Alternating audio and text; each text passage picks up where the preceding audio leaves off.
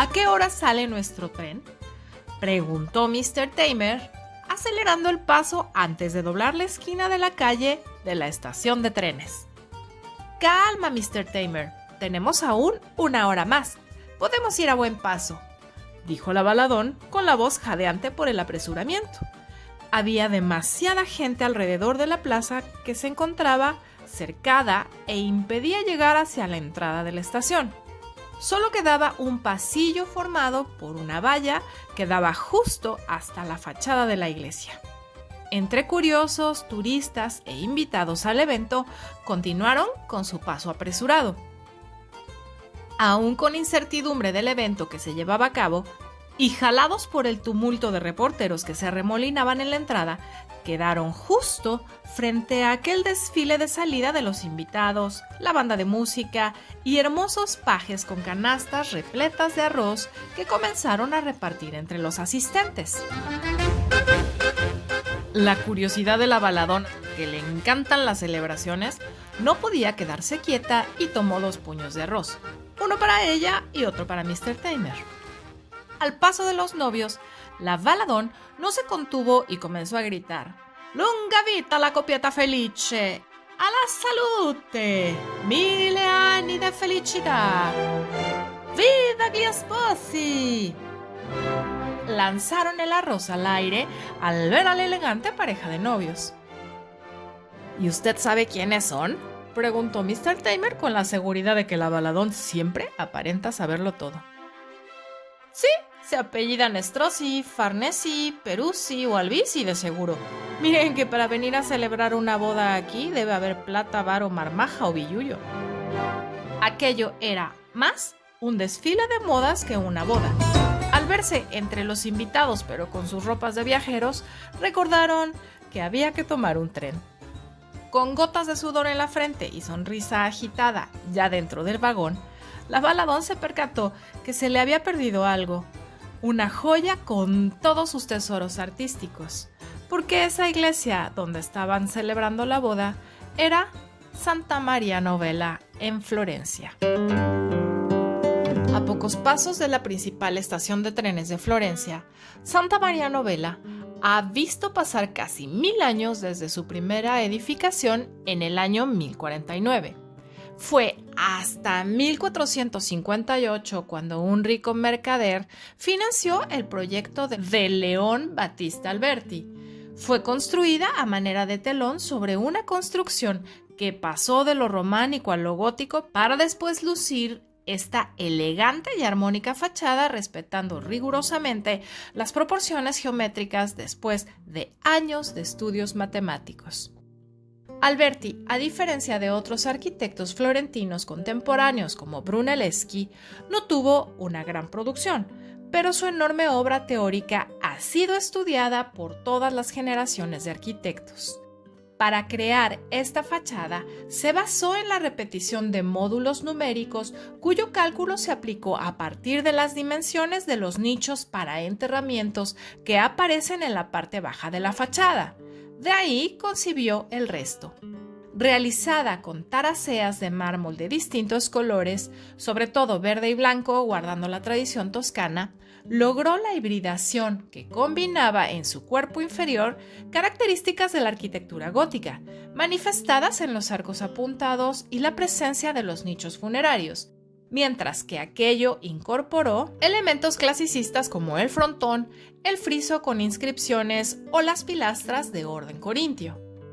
La portada principal de acceso al interior del templo la encierra con un gran arco sobre pilastras, y todo el conjunto de la fachada está coronado por un enorme frontón triangular de clara influencia clásica. Sin embargo, la novedad es que a su lado se generan 2 grandes volutas curvas que dotan de dinamismo y movilidad a un conjunto dominado por líneas rectas. Otra de las originalidades de Alberti es cómo logra la armonía de proporciones. El cuerpo inferior es más ancho, mientras que el superior es más estrecho y alto. Y sin embargo, todo se puede inscribir en un cuadrado, de forma que posee estatismo y equilibrio. En general podemos observar una tendencia a la horizontalidad y el equilibrio proporcionado conseguido a través del módulo generado por el intercolumnio central y el fuerte componente geométrico del conjunto. Los elementos constructivos visibles son las columnas de orden corintio en la puerta principal y zonas laterales y pilastras de escaso resalte, también corintias, en el resto. Sobre ellos, arcos de medio punto en gran parte de la construcción, aunque aún se conservan en la zona baja arcos apuntados con alternancia cromática. En las dovelas pertenecientes al estilo gótico en el que fue iniciada esta fachada. La planta, en forma de cruz latina, está dividida en 3 naves con arcos con decoraciones de mármol blanco y verde. La vidriera del rosetón en la fachada representa la coronación de la Virgen y fue realizada en 1365. En las naves y detrás de las capillas del transepto hay otras vidrieras de colores de la Virgen y el Niño, San Juan y San Felipe, de Filippino Lippi del siglo XIV. En la nave derecha se encuentra la capilla de Rucellai con frescos del siglo XIV. El altar de la capilla está dominado por la Virgen con el Niño, estatua de mármol de Nino Pisano. En el centro, detrás del altar, está la capilla Tornabuoni, cuyos frescos son de Domenico Ghirlandaio y muy probablemente también fue ayudado por su alumno Miguel Ángel. Los frescos reproducen escenas de la vida de la Virgen y San Juan ambientadas en la Florencia renacentista. El crucifijo dentro de la iglesia, documentado en 1312, fue pintado por Giotto. Es una de sus primeras obras en las que se representa de manera naturalista el sufrimiento de Cristo, rompiendo con el hieratismo del arte románico y bizantino. Aunque presenta todavía los atributos de cruz griega, los iconos a los lados y la presencia dorada en su mayoría. La calavera en los pies es representativa de esta época y evoca a Adán y Eva y su expulsión en el paraíso. Acá arriba te dejo un enlace para que puedas ver los distintos tipos de crucifixiones. Los principales esquemas decorativos del siglo XIV que nos han llegado datan de los años posteriores a la peste de 1348. Andrea de Bonaiotto pintó el fresco de la sala capitular del convento conocida como la Capilla Española y más tarde, para 1430, Paolo Uccello pintó escenas de la vida de Noé en el claustro verde, considerado un ejemplo extraordinario de la arquitectura gótica italiana, y comenzó en el año 1340. Ya para 1565, Santa María Novella fue sometida a un programa de restauración ordenado por el duque Cosimo I de Medici y dirigido por Giorgio Vasari. El estilo renacentista se introdujo en Santa María Novella con el celebrado fresco de Masaccio, La Trinidad con la Virgen. Masaccio, continuador del Giotto, se preocupó por el volumen y la monumentalidad y en la organización del espacio del cuadro según las leyes de perspectiva lineal. Masaccio coloca las formas simétricamente en la composición. Cada uno tiene su propio peso y masa. A diferencia de las obras de épocas anteriores, se considera que fue el primero en usar la perspectiva matemática en pintura, probablemente con la ayuda de Brunelleschi. En primer plano hay un altar sostenido por parejas en columnas con un sarcófago sobre el cual encontramos un esqueleto y una inscripción en italiano. En segundo plano, encima, un escalón, están representados los donantes en actitud de oración. En un tercer plano podemos encontrar la estructura arquitectónica que da acceso a la capilla. El marco arquitectónico es muy clásico. Y finalmente encontramos una capilla dentro de la cual se representa a Cristo en la cruz con su Padre, el Espíritu Santo, la Virgen y San Juan. El conjunto es muy coherente gracias a la perfecta utilización de la perspectiva y la iluminación uniforme, el modelado de figuras y el uso del color.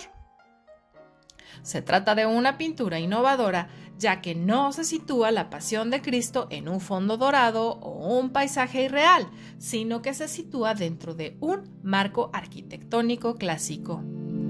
También se pueden encontrar otro tipo de obras de arte como la talla de la crucifixión, también de Brunelleschi, cerca de 1410, el púlpito diseñado por Brunelleschi y construido por su hijo adoptivo Andrea Cavalcanti.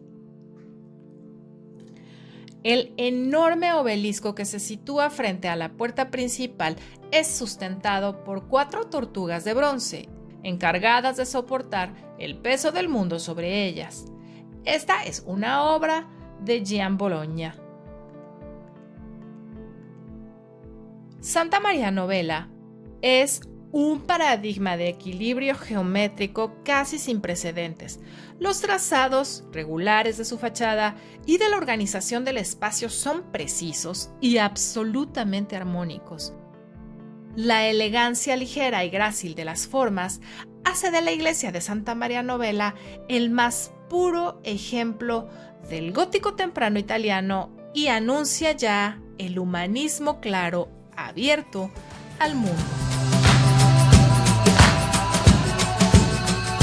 Por cierto, así es como arreglan las iglesias en Italia cuando se quieren casar. Y no es el Hotel Wynn de Las Vegas. Este sí. Y como siempre te recordamos que no dejes de compartir estos videos para que le llegue a más personas. Y si no te has suscrito, suscríbete. Y si no has visto los demás videos, te recomendamos veas todos los demás del canal de Aprendiendo Arte con la Falador.